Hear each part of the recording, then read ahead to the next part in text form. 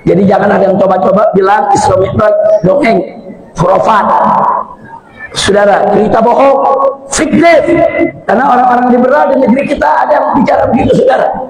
Orang-orang liberal di Indonesia udah berani, saudara, bicara di seminar, di TV, di medsos. Isra Mi'raj itu kan cuma dongeng, itu cuma buat menghibur umat Nabi aja, itu cuma cerita, khurafat, fiktif. Barang siapa yang tidak percaya dengan kebenaran peristiwa Isra dan Mi'raj dan umat Islam murtad, keluar dari Islam, saudara.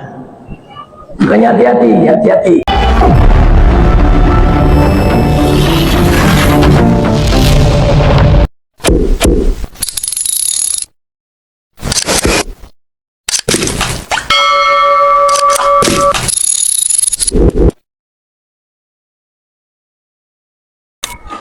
ولا حول ولا قوة إلا بالله أشهد أن لا إله إلا الله وحده لا شريك له وأشهد أن سيدنا محمدا عبده ورسوله لا نبي بعده اللهم صل وسلم وبارك على سيدنا وحبيبنا وشفيعنا ومولانا نبينا محمد وعلى آله الطاهرين الطيبين وأصحابه الغر الميامين ومن تبعهم بإحسان إلى يوم الدين.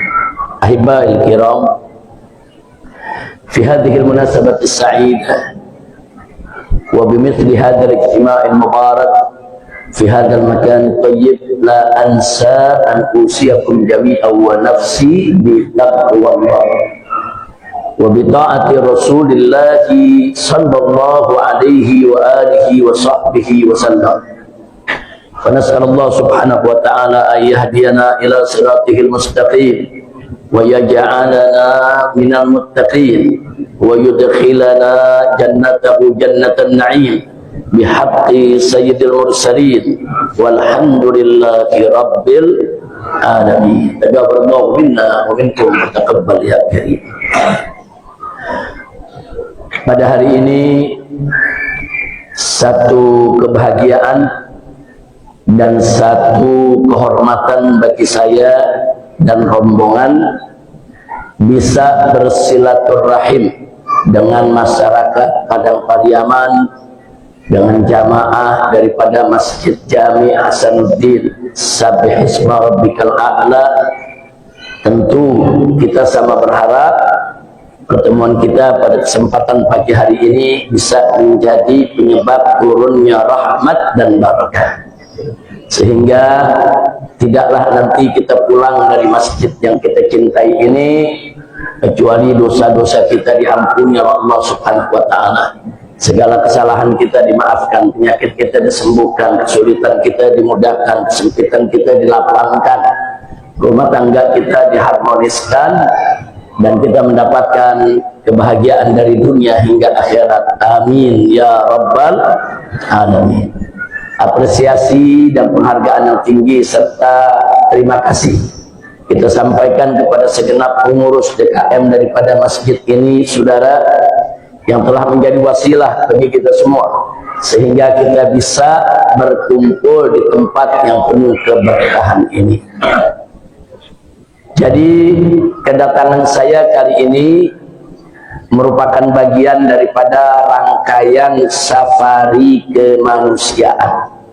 Kami bergerak dari Jakarta bersama rombongan, didampingi dengan beberapa anak menantu saya dan pengurus Front Persaudaraan Islam. Dari hari Ahad kemarin kami sudah bergerak, kami keliling di Aceh, saudara, di Loksmawe, di Biren, di Aceh Utara, Bener Meriah, saudara.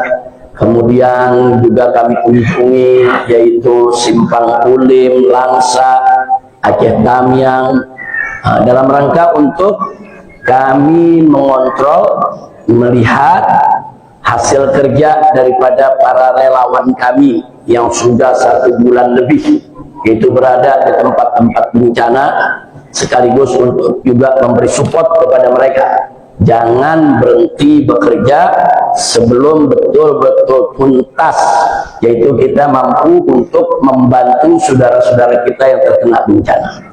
Saya bangga kepada para relawan luar biasa. Saya didampingi juga oleh Dr. Baharudin. Beliau ini salah satu keluarga besar, putra daripada yang mendirikan masjid ini, ya. Beliau asli yaitu dari putra Padang, Pariaman. Dan beliau adalah dokter pribadi saya. Sengaja dari hari Ahad kemarin beliau ikut dengan saya kemana-mana untuk mengontrol yaitu kesehatan saya, karena memang 1-2 bulan ini saya jarang keluar, jarang ceramah kesana kemari, kecuali sekali-sekali karena ada observasi kesehatan, ada operasi, ada pemulihan. Alhamdulillah semua sampai saat ini berjalan lancar. Amin ya rabbal alamin. Nah, hibahil kiram, kenapa saya katakan bangga? Karena kemarin saya hadir di salah satu rumah sakit umum daerah, yaitu di Aceh, saudara, di Tamiang. Nah, itu kepala rumah sakitnya mengatakan, Habib, pada saat banjir datang, lumpur juga di mana-mana, itu lumpur hampir sepinggang, saudara. Kami ini yang ada di rumah sakit melihat kondisi seperti itu memperkirakan, wah ini bisa 6 bulan sampai 1 tahun ini rumah sakit nggak bakal beroperasi lagi karena lumpurnya luar biasa. Nah, sementara sudah beberapa hari bantuan dari pemerintah ketika itu juga belum turun, saudara, khususnya alat-alat berat, eskavator dan lain sebagainya. Tapi akhirnya beliau bercerita, tapi alhamdulillah Habib, kami bertemu dengan relawan-relawan FPI yang datang dari berbagai daerah. Ternyata di luar dugaan kami, mereka kerja bakti pagi, siang, sore, malam, hanya dalam beberapa hari bersih itu semua lumpur yang ada. Dan rumah sakit kami bisa dioperasikan kembali, walaupun alat-alat daripada rumah sakitnya banyak rusak, ya ikhwan, tapi setidaknya ruang-ruang rawat, ruang-ruang kerja para dokter semua kembali normal dan bisa digunakan oleh para dokter untuk yaitu melayani, memberikan pelayanan kesehatan kepada masyarakat sekitar, ya ikhwan. Nah, jadi alhamdulillah para relawan ini, makanya tadi saya katakan saya bangga kepada mereka. 24 jam kerja setiap hari dan bisa manfaat buat umat. Alhamdulillahirabbil alamin. Bukan itu saja, jadi banyak puskesmas, kemudian banyak sekolah-sekolah, saudara, yang sampai hari ini masih dipenuhi lumpur dan para relawan masih tetap bekerja. Itulah tadi saya katakan kenapa kami datang, kami ingin memberikan support, karena relawan ini anak-anak muda, mereka sebulan lebih meninggalkan keluarga mereka. Ada yang datang dari Riau, ada yang datang dari Palembang, ada yang datang dari Jawa sana, ada yang datang dari Kalimantan, ada yang datang dari Sulawesi, yang memang kita sebar di daerah Aceh sana, saudara, dan beberapa daerah di Sumatera Barat juga ada. Makanya nanti kami mau kunjungan ke sana, ya Pak. Nah, alhamdulillah, dalam rangkaian safari kemanusiaan ini saya bisa mampir kemari. Nah, bisa bersilaturahmi dengan jamaah di sini. Mudah-mudahan ini menjadi satu awal yang baik buat kita semua. Amin ya rabbal alamin. Nah, baiklah ya ikhwan. Tadi kita dengarkan sambutan dari pengurus masjid ini, orang tua kita, saudara, tokoh kita. Beliau ada membacakan firman Allah dari awal surat Al-Isra. Disebut surat Al-Isra karena memang ayat pertamanya bicara tentang Isra, mi'rajnya Nabi Muhammad sallallahu alaihi wasallam. Tapi surat ini juga disebut surat Bani Israil. Nah, kenapa disebut surat Bani Israil? Karena isi suratnya banyak menceritakan yaitu tentang kejadian-kejadian yang pernah dialami oleh Bani Israel di zaman sebelum zaman Nabi kita Muhammad sallallahu alaihi wasallam. Dan beliau juga tadi sempat nanya, Habib, kira-kira pada hari ini nih bisa gak disinggung sedikit aja tentang Isra Mi'raj?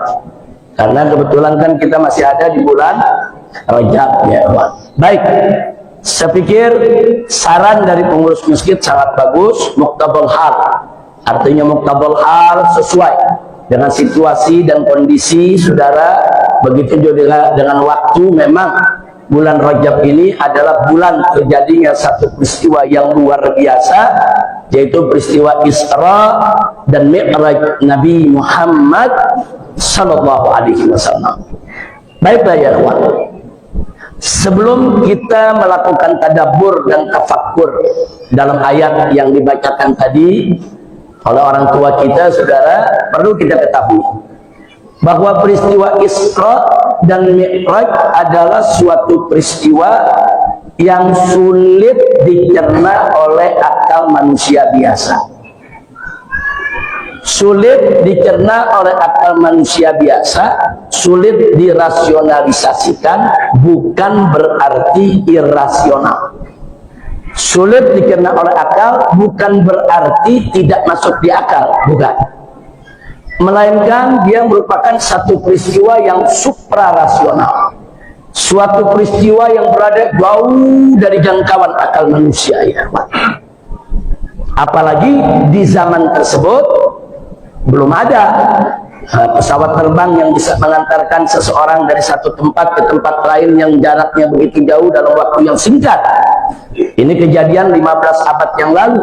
Di zaman yang teknologi seperti yang kita dapatkan di zaman ini belum ada, ya kawan. Nah, maka itu tadi saya katakan peristiwa ini adalah peristiwa yang suprarasional. Kenapa? Satu, karena akal manusia ini sempit, kecil, saudara. Allah berikan nggak besar, saudara.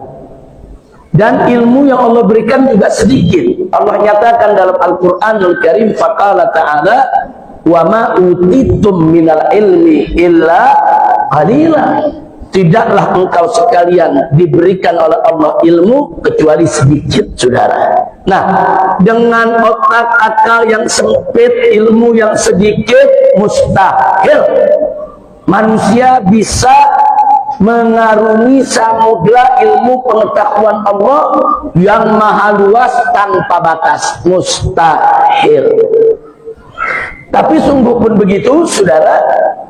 Nanti kita akan lihat pada saat tadabbur daripada ayat yang akan kita bawakan nanti, kita bisa lihat bagaimana Sayyidina Abu Bakar Siddiq radhiyallahu anhu mengajarkan kepada kita, saudara, tentang keajaiban iman.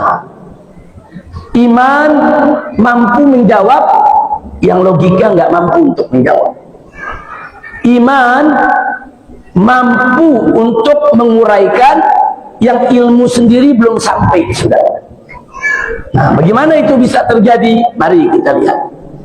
Tatkala Nabi pulang dari Isra dan Mi'raj, saudara, kembali ke kota suci Mekah. Di pagi hari Nabi merenung karena ada kewajiban dari Allah Subhanahu wa ta'ala yang harus disampaikan.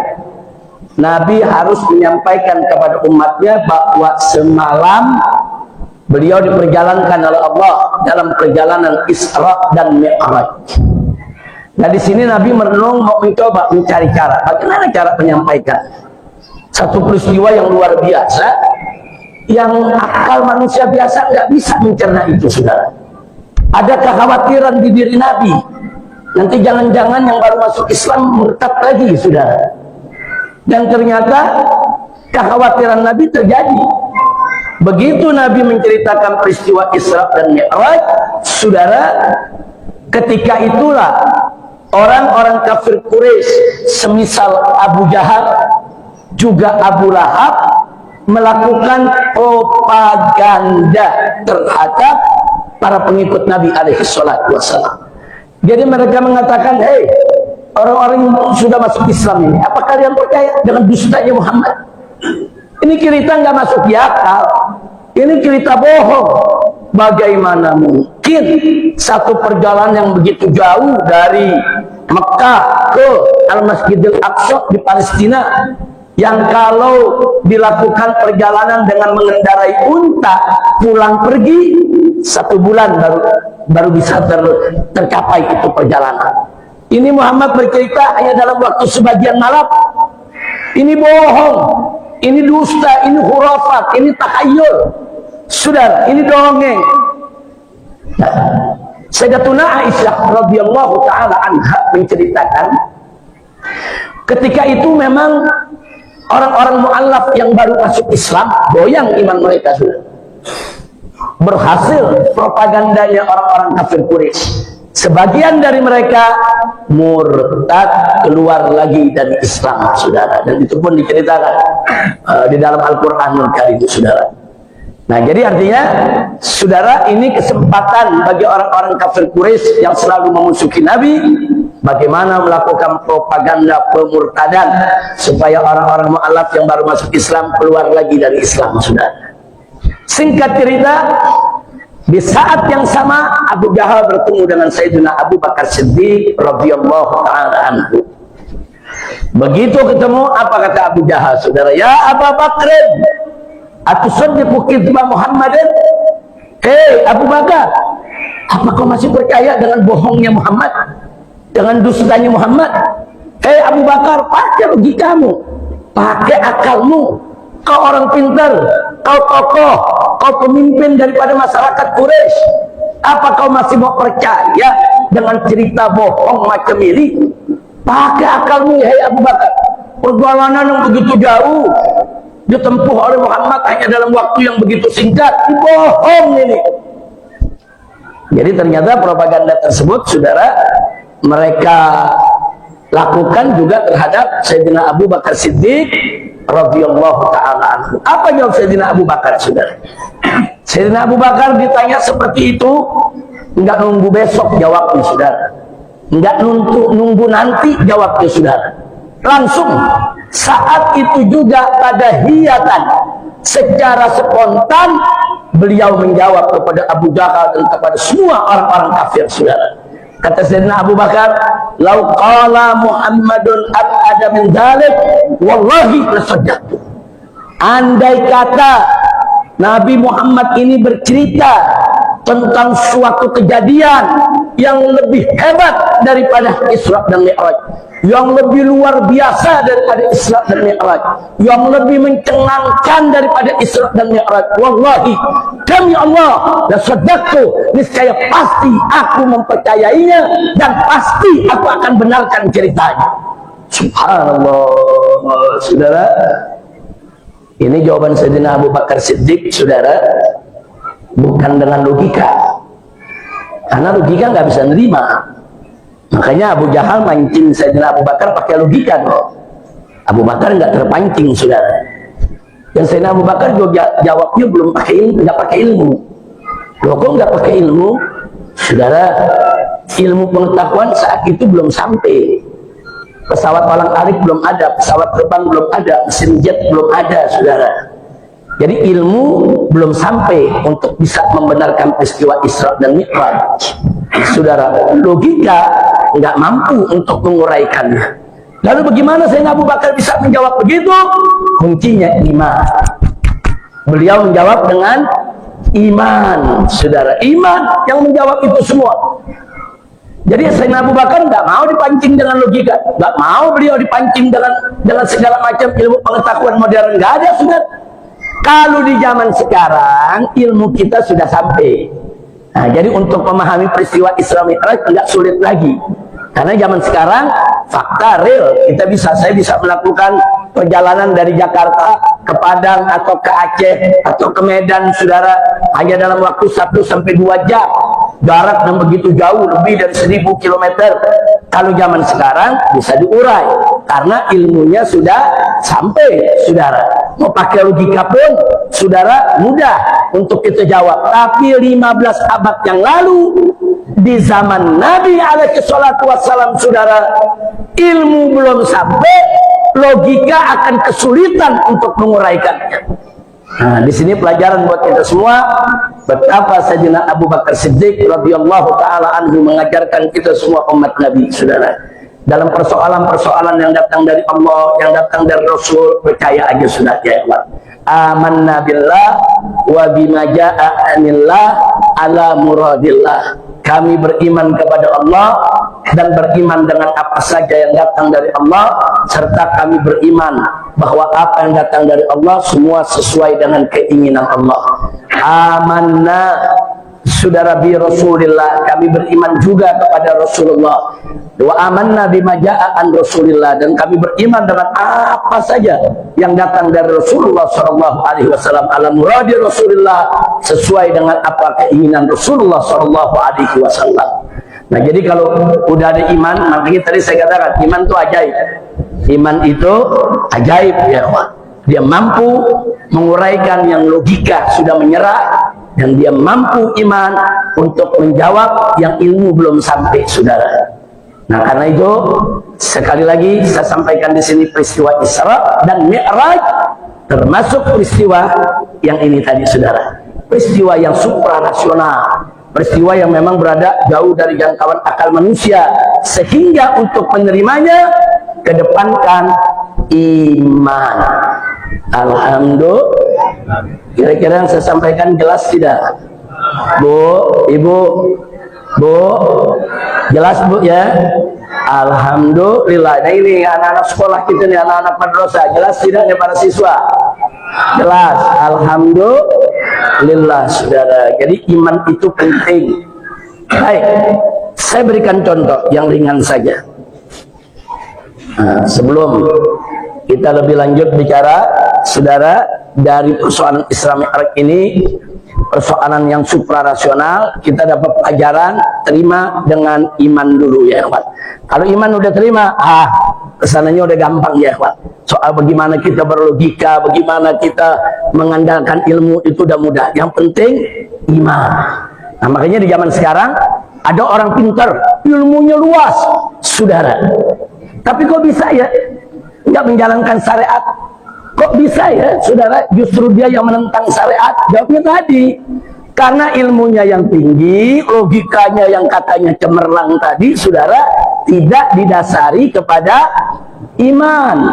Nah, jadi jangan kaget ada profesor, doktor, saudara, wah, gelarnya berderet, logikanya katanya sempurna, saudara, ilmunya begitu tinggi, tapi nggak beriman kepada Allah. Karena ilmu yang mereka miliki tadi ilmun la yanfa, ilmu yang tidak manfaat, saudara. Ilmu yang tidak manfaat itu ilmu yang bagaimana? Ilmu yang nggak berdiri atas dasar iman. Nah, saya mau kasih contoh. Saya kasih contoh semua di sini, khususnya untuk para siswa-siswi, bagaimana kita bermain logika dan ilmu dengan iman. Contoh, sholat wajib, puasa wajib, itu kewajiban agama yang harus kita jalankan. Ibu-ibu, para kaum wanita, kalau sedang mengalami haid, menstruasi, saudara, mereka haram untuk melakukan sholat dan haram untuk berpuasa. Tapi mesti diingat, syariat mengatur perempuan-perempuan yang haid, sholatnya, saudara, haram untuk dikerjakan selama haid. Tapi begitu dia suci, apa yang harus dilakukan? Ternyata dia tidak wajib mengqadha sholatnya, saudara. Nggak ada perempuan haid wajib qadha sholat, nggak ada, saudara. Beda dengan puasa.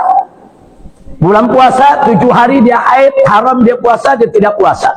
Tapi nanti di bulan lain ketika dia suci, wajib dia qadha puasanya. Betul begitu, Pak? Betul begitu syariatnya. Nah, itu aturan apa tuh? Aturan syariat, saudara. Saya pikir kalau bicara syariat ini di bumi Minang ini, saudara, kita tahulah adat bersandi syarat, syarat bersandi kitab Allah, saudara. Jadi kata syariat itu udah nggak asing lagi, udah bagi masyarakat Sumatera Barat, bagi masyarakat Minang, saudara. Nah, sekarang mari kita lihat. Syariat mengatur perempuan yang haid, saudara, dia tidak wajib untuk mengqadha sholat yang ditinggalkan selama haid. Tapi dia tetap wajib mengqadha puasa yang ditinggalkan lantaran haid, saudara. Itu aturan syariat, itu aturan Allah dan aturan Rasul. Jangan pakai logika dulu, terima dulu dengan iman. Amanna billah wa bima jaa anillah, amanna bi Rasulillah wa bima jaa an Rasulillah, amanna bis syariah wa saddaqna bis syariah. Terima dulu, Kalau udah Allah dan Nabi yang atur, ya kita terima aja dulu, imani. Jangan coba-coba pakai logika, berbahaya. Saya buktikan bahayanya logika. Kalau kita nggak pakai iman dulu, pakai logika, logika akan protes itu sudah. Ada dua pola berpikir logika. Satu, logika akan mengatakan sholat dan puasa. Sholat itu lebih tinggi dari puasa. Sholat itu dalam rukun Islam saja lebih dulu disebut daripada puasa. Sholat itu lebih wajib daripada puasa. Pakai logika, kalau sholat saja yang kedudukannya lebih tinggi dari puasa, nggak wajib diqodho, kenapa jadi puasanya diqodho? Berdasarkan logika diputuskan bahwa puasa perempuan yang haid tidak perlu diqodho. Dia putusin pakai logika, bukan pakai syariat. Kenapa diputuskan pakai logika begitu? Dengan pemikiran tadi, sholat lagi yang lebih wajib nggak perlu untuk diqodho. Kenapa jadi puasa yang nggak lebih wajib harus diqodho? Kalau sholat yang lebih wajib tidak perlu diqodho, maka puasa juga tidak perlu diqodho. Itu logika. Saya tanya, kalau secara akal-akalan masuk di akal kayak Pak? Masuk, masuk. Logika tersebut masuk saudara di akal manusia. Atau yang kedua, dibalik. Kalau puasa saja yang nggak lebih wajib daripada sholat, nggak lebih tinggi daripada sholat, perempuan-perempuan yang haid kalau meninggalkan puasa lantaran haid wajib untuk mengqadha puasa. Kalau puasa aja yang nggak lebih tinggi dari sholat wajib diqadha, apalagi sholat. Maka logika kedua akan memutuskan ibu-ibu yang haid yang meninggalkan sholat karena haid setelah suci wajib diqadha sholatnya. Itu logika sudah. Jadi kalau bicara logika, apa yang kita sampaikan logika satu, logika dua, masuk di akal. Tapi uniknya, ini logika satu masuk akal, logika dua masuk akal, tapi nggak masuk dalam syariat. Syariat yang ngatur begitu, saudara. Syariat ngaturnya yang sholatnya nggak perlu diqadha bagi perempuan yang haid, yang puasanya wajib diqadha. Itu aturan syariat. Makanya tadi saya katakan, kalau menerima perkara begini, jangan pakai logika dulu, bisa murtad kita. Nanti kita bisa lawan syariat, kita bisa protes syariat, kita bisa tentang itu syariat, saudara. Jangan, terima dulu pakai iman. Ya Allah, ya Rasulullah, kami beriman kepada Engkau. Kami terima semua ajaran. Perempuan yang haid wajib mengqadha sholat yang tidak wajib mengqadha sholat yang ditinggalkan, tidak perlu, saudara. Sedangkan perempuan yang haid wajib dia mengqadha puasa yang ditinggalkan selama haid, saudara. Terima dulu. Setelah kita terima dengan iman, baru kita pakai logika dan ilmu kita, saudara. Baru kita tanya pakai logika kita, pakai ilmu kita. Tapi ya Allah, kenapa ya kok sholat yang lebih wajib justru nggak diqadha oleh perempuan yang haid? Kok justru puasa yang wajib diqadha? Ya Allah, ini secara logika sulit diterima, ya Allah. Tapi engkau mengatur syariatmu, ya tetap yang namanya sholat memang lebih wajib, tapi nggak perlu diqadha oleh perempuan haid. Sedangkan puasa walaupun tidak lebih wajib dari sholat, harus diqadha oleh perempuan yang haid.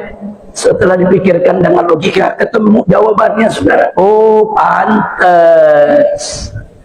Sholat itu sehari 5 kali, sedangkan puasa setahun sekali. Kalau ada ibu-ibu yang haid di bulan puasa, katakan haidnya 7 hari, 7 hari dia tidak puasa, nanti qadhanya nggak berat. Qadhanya kan bisa dicicil. Di bulan Rabiul Awal bayar 1 hari, di bulan Dzulqa'dah dibayar 1 hari. Selama 1 tahun dia boleh bayar qadhanya kapan saja, saudara. Selama 7 hari. Qadha puasa 7 hari, saudara, ringan, enggak berat. Makanya tetap Allah wajibkan, saudara. Sedangkan sholat sehari 5 kali. Nah, kalau sebulan 7 hari, bahkan ada perempuan yang sebulan tiap bulan 10 hari, betul Bu? Ada perempuan yang 12 hari haidnya, saudara. Bahkan dalam mazhab Syafi'i, saudara, maksimal haid itu 15 hari. Nah kalau perempuan haidnya 15 hari, lalu setelah dia suci dia harus qadha. Dia mesti qadha 15 kali 5 waktu sholat. Berarti berapa tuh? 75 sholat dia mesti qadha. Saya mau tanya ibu-ibu dulu deh, Bu. Bu, kalau mesti qadha sholat begitu, Bu, berat tidak? Bu, yang kompak, Bu. Bu, berat tidak? Berat tidak? Allah Maha tahu itu berat, saudara. Dan Allah sayang kepada kaum wanita. Perempuan ini sudah berat haidnya, berat tugasnya, saudara. Allah nggak mau beratkan lagi dengan qadha sholatnya, sehingga dibebaskan, tidak perlu diqadha. Dia punya sholat yang ditinggalkan semasa haid, saudara. Kenapa? Rahmatan wa syafaqatan lin nisa, sebagai bentuk rahmat dan kasih sayang Allah kepada kaum wanita. Nah kalau dijawab begitu berarti masuk akal ya, Bu? Ayo semua yang ada di sini saya tanya, masuk akal tidak? Berarti syariat masuk akal. Nah, ini sekedar contoh aja, saudara, supaya kita tahu. Jangan terlalu sombong dengan ilmu, jangan terlalu sombong dengan pendidikan yang tinggi, seolah-olah akal logikanya sudah sempurna. Enggak, semua enggak ada gunanya kalau tidak ada iman. Iman dulu gitu kan, sekarang. Kalau ada iman, semua menjadi mudah. Boleh saya beri contoh satu lagi? Boleh satu lagi? Baik. Maaf Bu ya, maaf Pak ya. Dalam mazhab Syafi'i, air mani itu tidak najis. Karena air mani itu adalah, saudara, asal usul terciptanya kita nih, manusia, saudara, kita di rahim ibu kita. Sementara air seni, air kencing, maaf saudara, itu najis. Nah, dalam mazhab Syafi'i sepakat tuh, air mani suci, air kencing najis. Terus syariat buat aturan, kalau keluar air mani yang suci wajib mandi. Kalau keluar air kencing yang najis nggak wajib mandi. Keluar air mani yang suci, saudara, dia hadas besar, harus mandi. Keluar air kencing yang najis, dia hadas kecil, nggak perlu mandi, wudu cukup untuk mengangkat hadasnya. Itu aturan syariat, itu aturan Allah dan Rasulnya. Jangan pakai logika dulu, bahaya ini kalau pakai logika. Pakai iman, terima dulu sama iman. Ya Rabb, aku beriman, aku terima aturan kau punya Nabi Allah. Pokoknya keluar mani wajib mandi, keluar air seni tidak perlu mandi, aku terima ya Allah. Terima dulu pakai iman. Sebab kalau pakai logika gawat. Mari kita lihat logika satu. Logika satu mengatakan air mani saja yang suci wajib mandi, apalagi air kencing yang najis lebih wajib mandi. Maka logika akan memutuskan kalau keluar air mani wajib mandi, maka keluar air kencing harus mandi, bahkan lebih wajib mandi. Nah kalau orang Sumatera Barat pakai pendapat logika ini, tiap kencing mandi jadi mujair kita sudah. Nah bayangkan aja, kita sehari setiap dari pagi sampai siang ada kita buang air kecil. Mau sholat zuhur mandi dulu, nanti habis zuhur ada buang air kecil lagi. Mau sholat asar mandi dulu, nanti habis sholat asar kita ada buang air kecil lagi. Mau sholat maghrib mandi dulu, nanti begitu habis maghrib ada juga kok yang terbelet mau kencing juga, saudara. Habis kencing mau sholat isya mandi lagi. Nah saya tanya, jadi mujair gitu. Nah, orang sini tahu mujair ya. Nah, ikan mujair, saudara. Nah jadi saudara, kalau pakai logika pertama ya begitu resikonya. Baik, sekarang kita pakai logika kedua, kita balik. Air seni saja, saudara, yang najis keluar enggak wajib mandi, apalagi air mani yang suci. Apalagi air mani yang suci, yang najis saja enggak wajib mandi, yang suci lebih tidak wajib mandi. Maka logika kedua akan mengatakan kalau kita keluar air mani enggak perlu mandi, enggak wajib. Nah, logika satu, logika dua, saudara, secara logika masuk akal. Tapi yang menariknya, syariat nggak pakai itu, saudara. Enggak, syariat pakainya keluar mandi yang suci wajib mandi, keluar air seni yang najis tidak wajib mandi. Itu syariat pengatur. Maka itu dalam kondisi seperti ini tadi saya katakan, terima dulu pakai iman. Terima dulu ya Allah, aku terima ya Allah. Putusanmu, aturan aku terima, aku yakin ya Allah. Putusanmu ini, aturanmu ini, walaupun secara sepintas lalu seolah-olah bertentangan dengan logika, bertentangan logika satu, logika dua, tapi aku yakin ini masuk akal ya Allah. Pasti ada jawabannya, pasti ada rahasianya, pasti ada hikmahnya. Terima dulu pakai iman, baru kita boleh bertanya, saudara.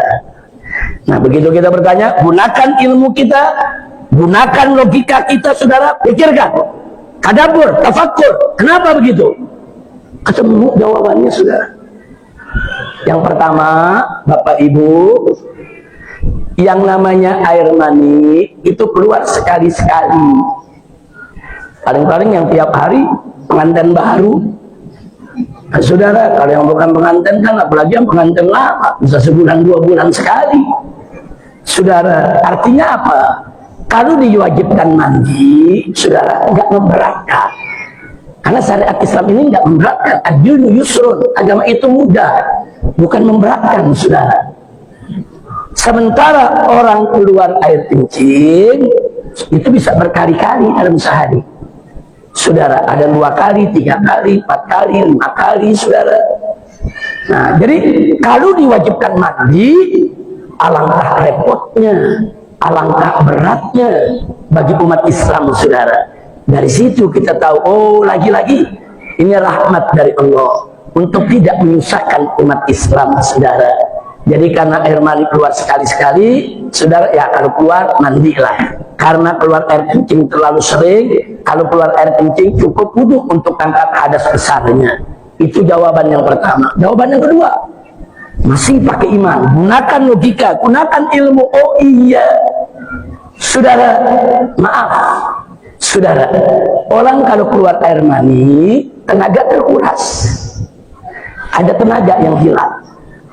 Dia lemah, dia lesu, saudara. Bagaimana untuk kembalikan tenaganya tadi? Mandi. Orang kalau dari pagi kerja, saudara, sampai sore kerja di pabrik, kerja di lapangan, di mana lelah, pulang, mandi, segar, saudara. Jadi mandi itu menyehatkan badan dan menyegarkan serta membugarkan kita punya tenaga, saudara. Oh, pantas orang keluar air mani tenaganya hilang, diwajibkan mandi, jangan ditunda. Supaya apa? Supaya dia segar lagi, bugar lagi, energik lagi, penuh semangat lagi untuk bekerja dan ibadah. Beda dengan buang air kecil. Orang kalau buang air kecil, saudara, kalau air seni itu buang, nggak ada tenaga yang hilang, malah tenaga lega, saudara. Nggak ada. Orang kalau perlu buang air kecil terus ngos-ngosan, nggak ada. Kecuali kalau kencing batu, saudara. Justru kalau orang lancar dia punya buang air seninya segar. Coba bayangkan kita ini tuh kencing ketahan, saudara. Tahan, sakit tidak? Sakit. Teguk serba salah. Mau diri, saudara, sakit. Takut beser, kencing nggak tertahankan, saudara. Wah, udah nggak ada enak-enaknya. Tapi begitu kita lari ke kamar mandi, ke toilet, kita buang itu air kecil, lega. Justru kalau buang air kecil bukan tenaga yang hilang, saudara, nggak ada tenaga yang hilang, justru kita menjadi lega, saudara. Alhamdulillah. Oh, pantes buang air kecil nggak wajib mandi. Untuk membugarkan cukup wudhu saja, saudara. Kalau begitu syariat tadi masuk akal tidak? Saya tanya semua, ternyata syariat masuk akal tidak? Alhamdulillah. Nah, baiklah ya Pak, saya cukup buat contoh itu saja, khususnya para siswa, para siswi kita nih, Gen Z khususnya, saudara. Nah, sebab Gen Z kita nih belakangan ini, maaf Bu ya, mereka ini nggak belajar lagi sama Kiai dan Ustadz. Banyak mereka belajarnya sama Syekh Google, Syekh AI. Nah, saudara, itu guru-guru mereka. Nah, sebab AI itu ditanya apa aja dia jawab, sudah. Tapi benar atau tidak jawabannya itu kan mesti merujuk ke tuan guru. Mesti merujuk ke ulama, saudara.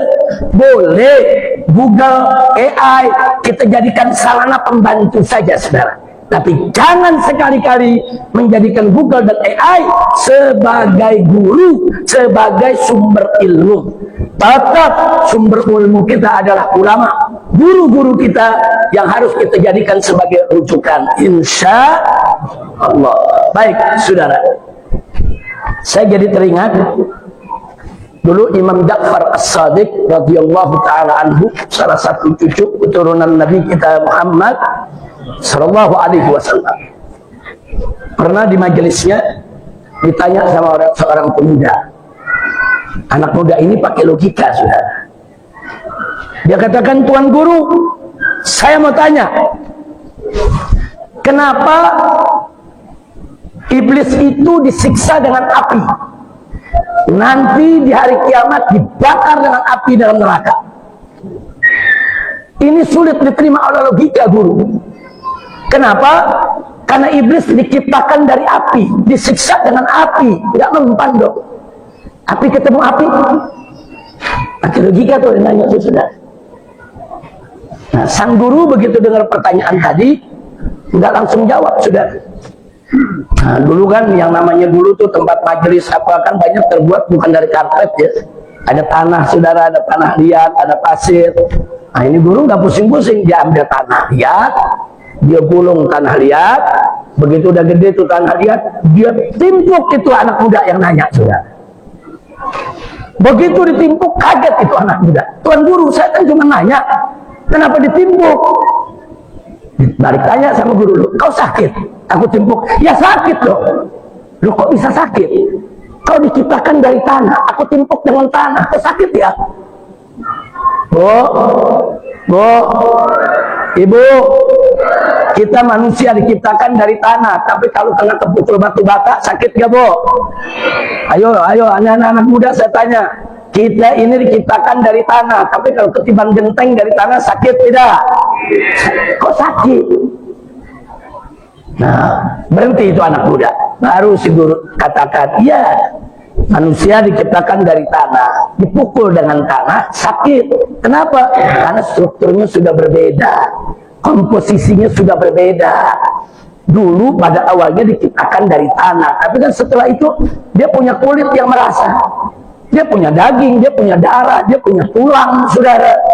Nah, sehingga walaupun dia dipukul dengan tanah, dia tetap akan merasa sakit. Begitu juga iblis. Iblis, saudara, diciptakan dari api, betul.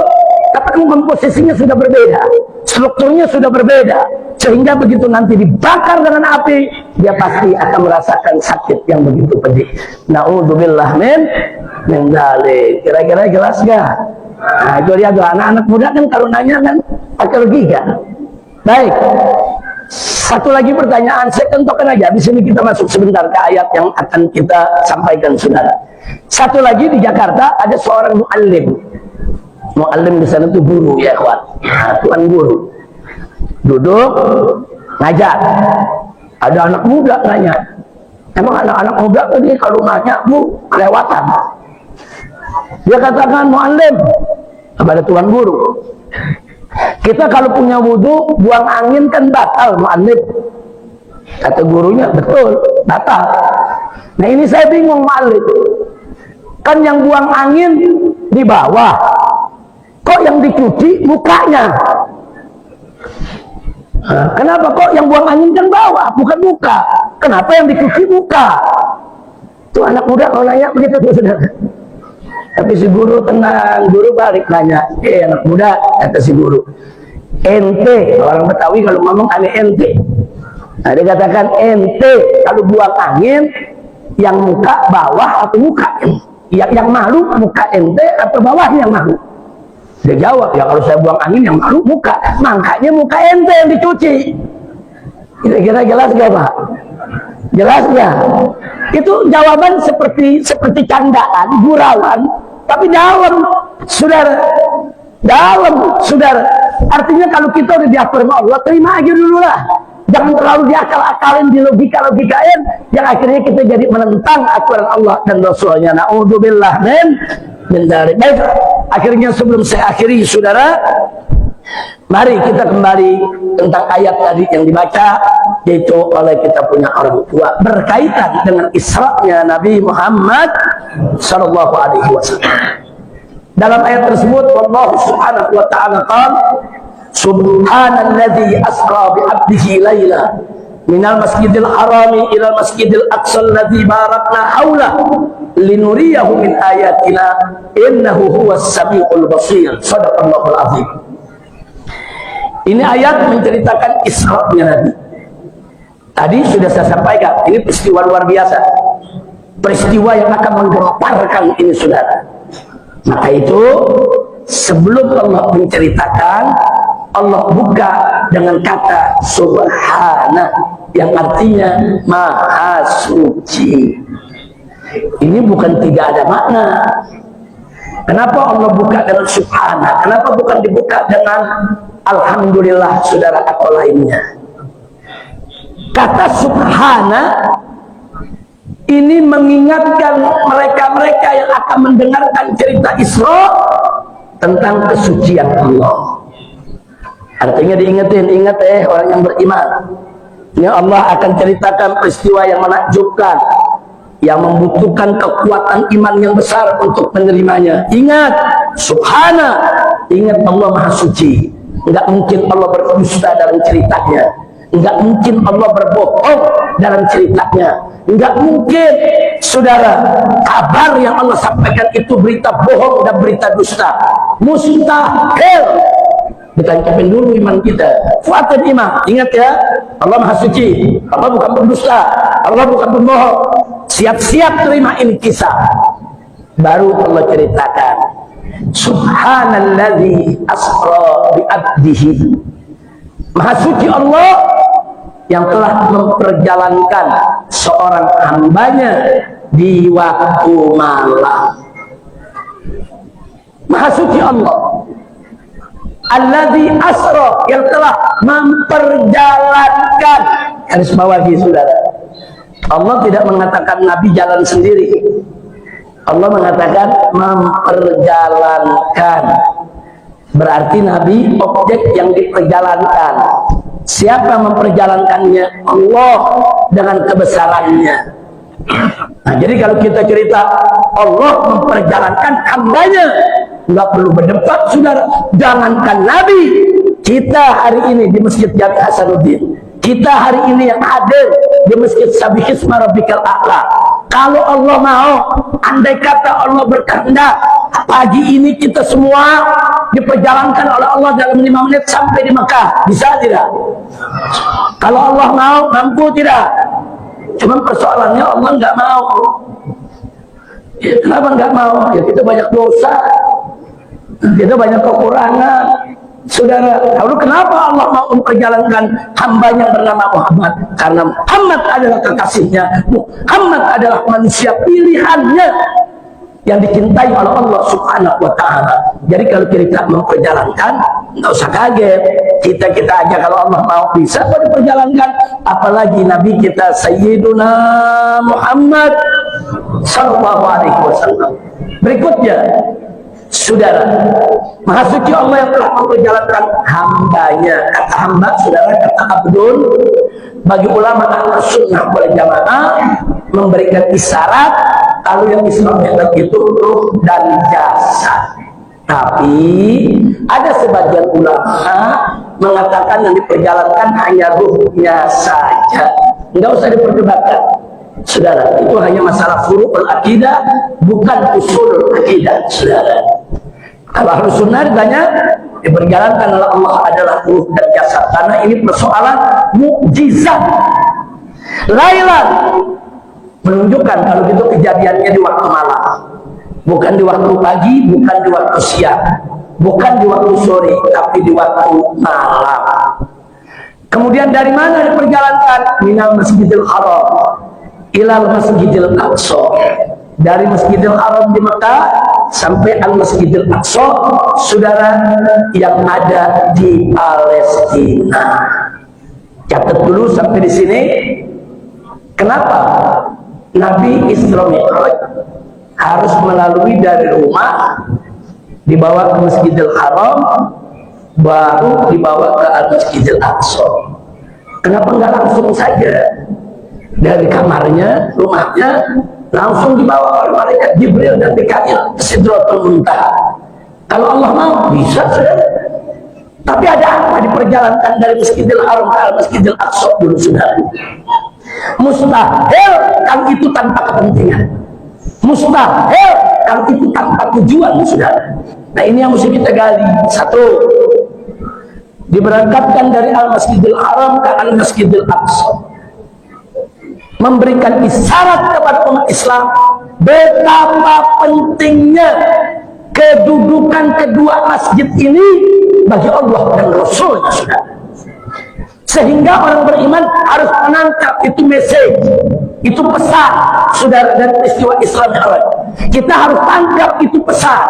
Berarti saudara orang beriman punya kewajiban, wajib menjaga keamanan, keselamatan dan kenyamanan Al-Masjidil Haram dan Al-Masjidil Aqsa sampai hari kiamat saudara. Alhamdulillah Al-Masjidil Haram ada di tangan umat Islam di Mekah. Tapi bagaimana dengan Al-Masjidil Aqsa? Allah ingetin, artinya wajib sepanjang zaman. Umat Islam saat ini di dunia saudara lebih dari 2 miliar.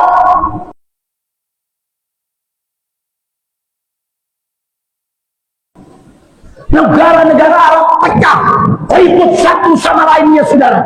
Negara-negara di luar Arab menganggap itu urusan orang Arab, itu bukan urusan kita, padahal itu urusan umat Islam. Dan Nabi mengatakan malam yang tamat di umur muslimin falaysa minhum. Barang siapa orang yang tidak peduli dengan urusan orang Islam, maka dia nggak masuk golongan umat Islam. Itu yang pertama. Jadi adanya dari Masjidil Haram dan Masjidil Aqsa isyarat ilahiyah, isyarat dari Allah supaya kita jaga kedua masjid tadi sudah. Allah Maha tahu dari waktu peristiwa Isra Mi'raj terjadi, Allah Maha tahu nanti nih Masjidil Aqsa akan diserang, Masjidil Aqsa akan dijajah, Masjidil Aqsa akan dinodai. Allah Maha tahu sudah. Nah makanya Nabi diperjalankan dulu sudah. Yang kedua, Al-Masjidil Haram ke Al-Masjidil Aqsa. Tadi yang pertama makna khusus tentang Masjidil Haram dan Masjidil Aqsa. Kali ini makna umum.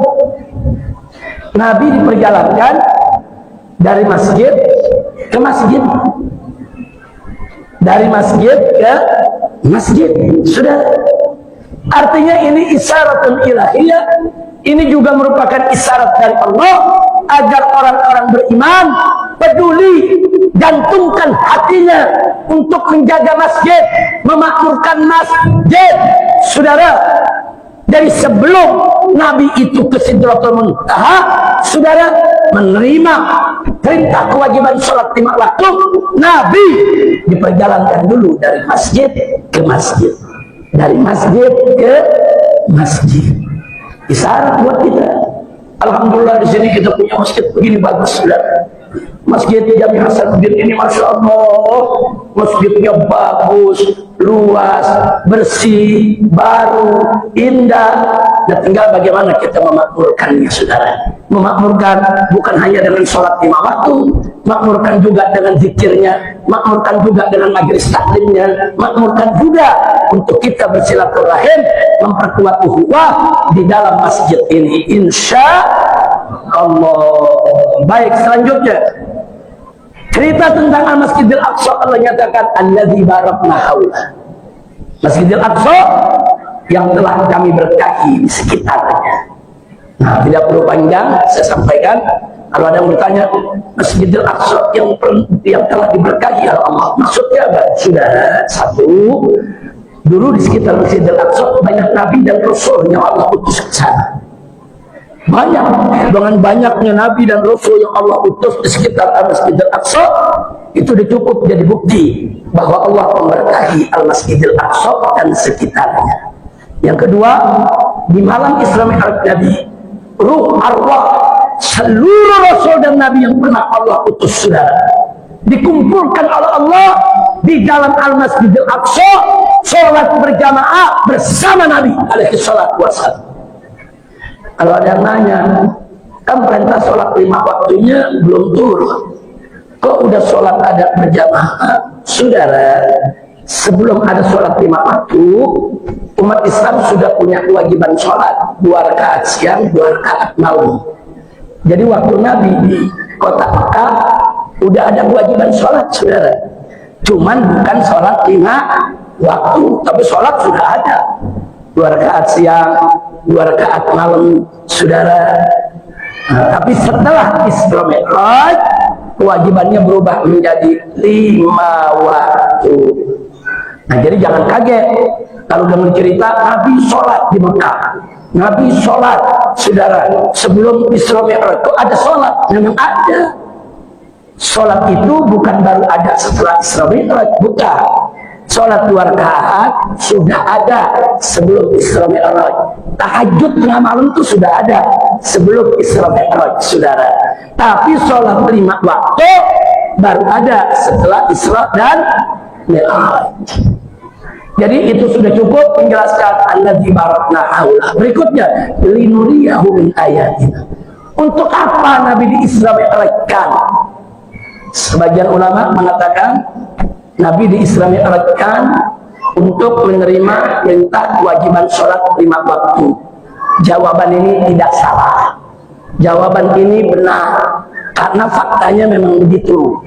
Nabi pulang dari Isra Mi'raj membawa kewajiban sholat 5 waktu. Ada lagi sebagian ulama menjawab Nabi di Isra Mi'rajkan untuk menghibur hatinya yang sedang sedih.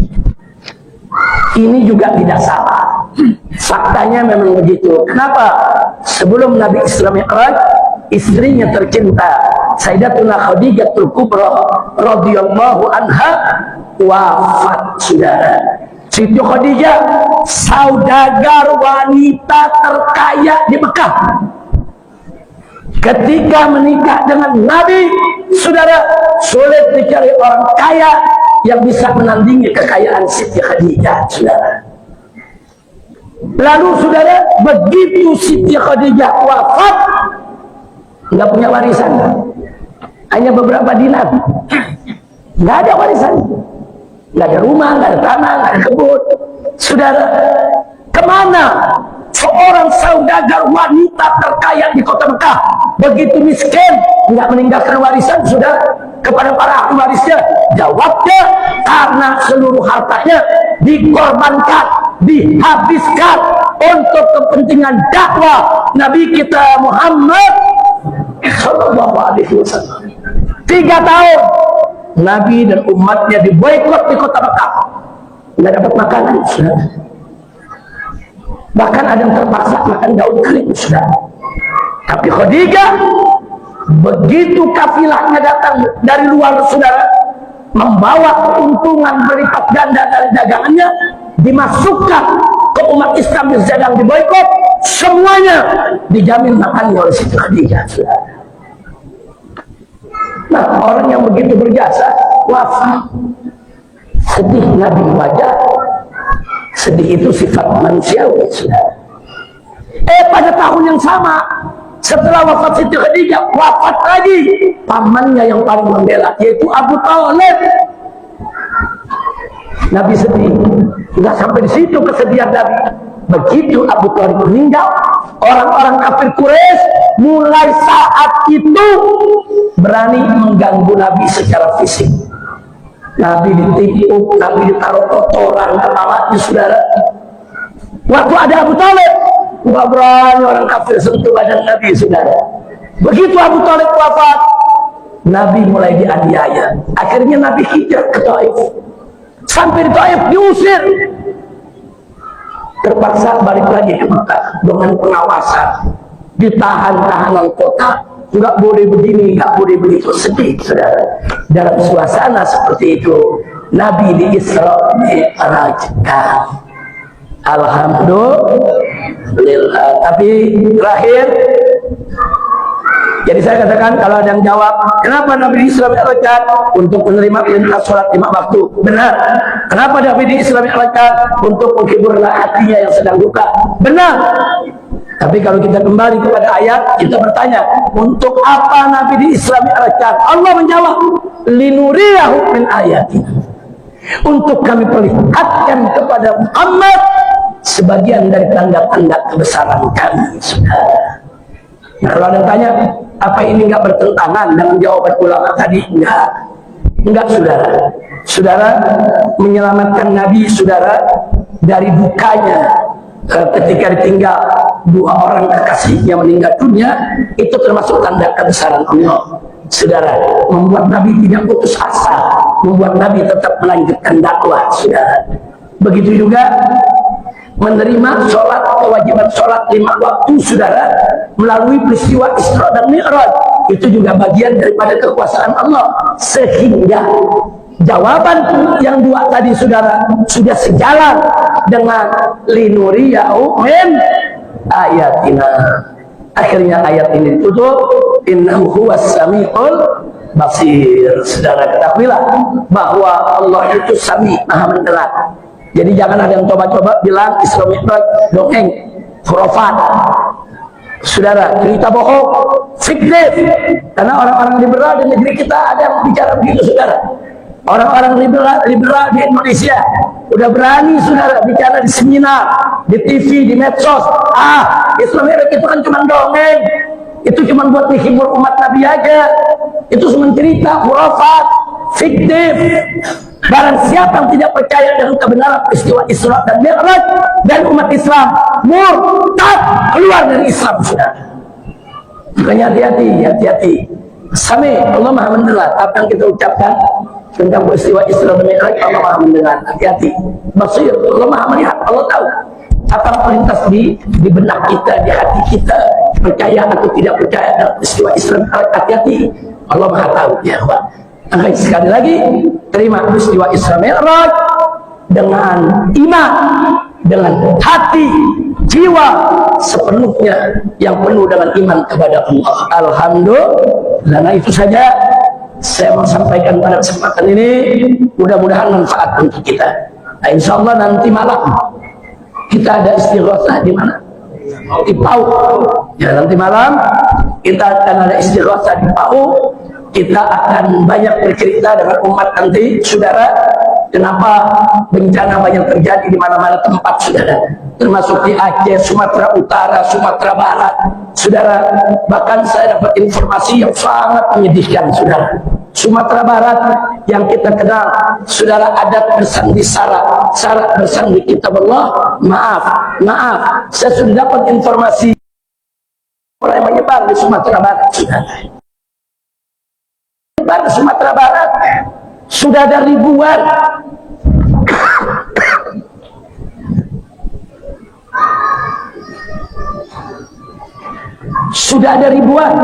di Sumatera Barat saja, dari yang muda sampai yang tua terkena.